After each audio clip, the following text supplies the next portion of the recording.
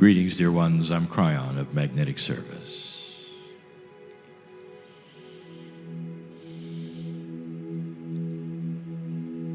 The room really has been warmed up. Over the days and the channeling, the information, the epiphanies, the room is filled with appropriate energy. And that energy is a soft one, the invitation of introspection, of realization, allowance. Something that gives you permission to think outside of that bubble or box of reality you think you know so well. And the beauty of this is that nothing you discover today, nothing will change you in an inappropriate way. Everything you may learn that is expansive creates more benevolence in your life. There is nothing here at all that will harm you or change you to a way that you don't want. Instead, there is only beauty. There is knowledge presented in this room that really makes you wonder, are you bigger? Is God bigger than you were told? Is history bigger? Is the lineage of your humanness bigger? Do you have an Akashic record which is far grander than you ever thought?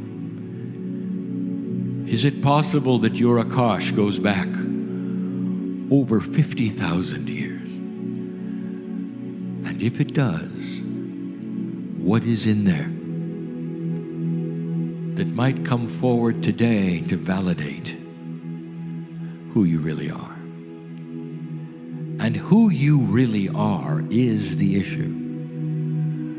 A soul that is very old, has experienced a great deal.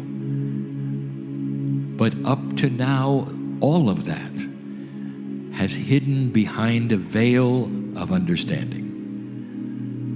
That veil is starting to get weaker, thinner, allowing for some things to come through it that are going to enhance you. What were you told? What were you told about who you are? Dear ones, I want you to think about the difference between being told and the reality of feeling it. Sometimes there's a feeling of betrayal when you discover something so grand and yet you were told something different. I'll ask you this again. Perhaps those who gave you your reality today have passed on. Perhaps they're not on the earth anymore, but they shaped your life. They shaped the spiritual part of you, or the unspiritual part.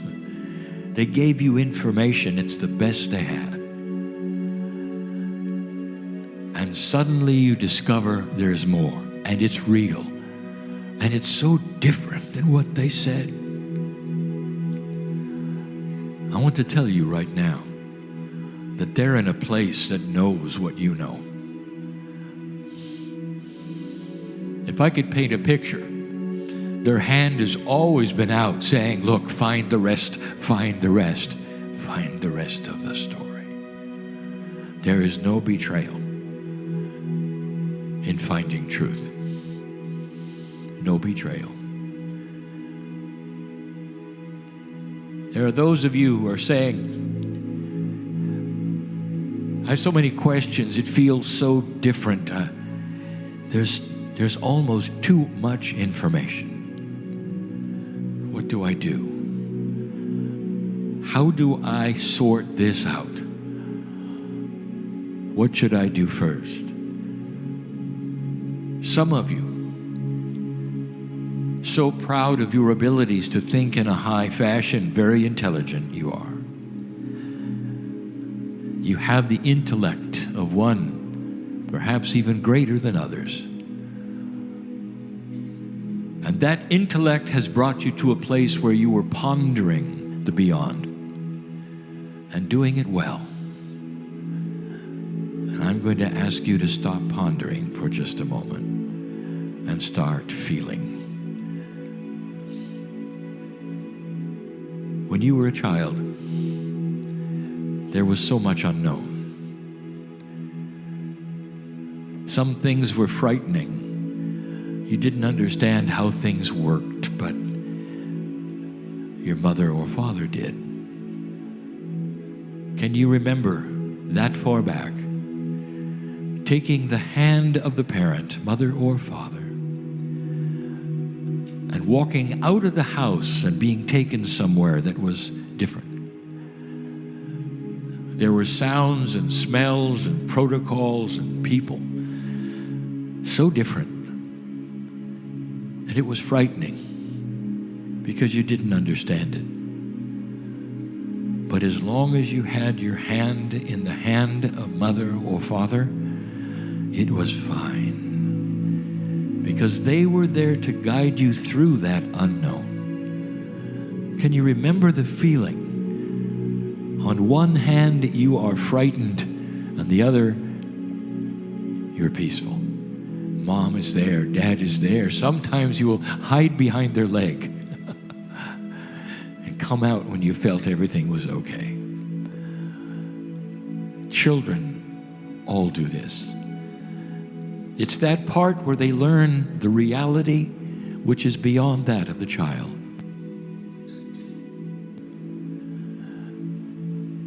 And that metaphor is clear. What we wish to show, truly, is that is what you're being asked to do now. Don't figure it out, dear ones. Take the hand of Spirit, which is inside you so completely that you can see it, you can feel it. You don't have to have conjecture. You don't have to have the analysis, what it might be, what is going on, what might happen, all of those things on that list that you built. Instead, day by day, feeling it, having now intuition about it all, and not that which you have created in advance from your high thinking. This is the invitation. Now be clear, that high thinking will begin to shift and change as the new reality is apparent.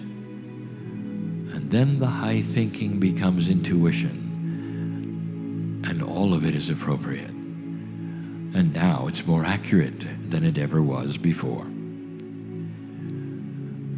This is the new paradigm. Not knowing what is going to happen tomorrow, trusting that all is benevolent and on a path that is known at some level by the web of time. That you are known by God, directed by God, and that is inside you. And that God is everywhere, including inside you. That when you go out at night and look at the stars, you are looking at you, part of the stuff that you came from. Dear ones, your lineage is from here and the stars. Many of them not just one planet around one star. You are from this galaxy, all of you, in ways that would shock you if you knew the truth. You watched this universe in its creative stages. You have been here longer than time.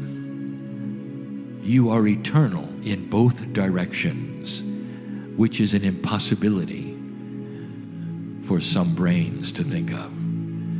You always have to have a beginning, don't you? What if I told you that it's in a circle? There is no beginning. There is no end. There just is. And that's the beauty of who you are. Think of this. Your soul is now being something you're discovering in this, the new age. And none of it stops the beauty and the glory of God. It only enhances the creative force.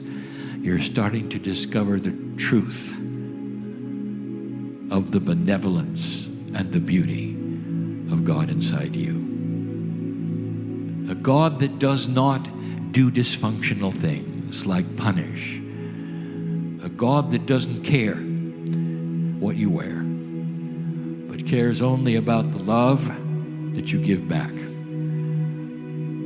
so that you can take the hand of the parent, which is yourself, and walk through life unafraid. Can you do this? What did you bring into the room that you worry about today?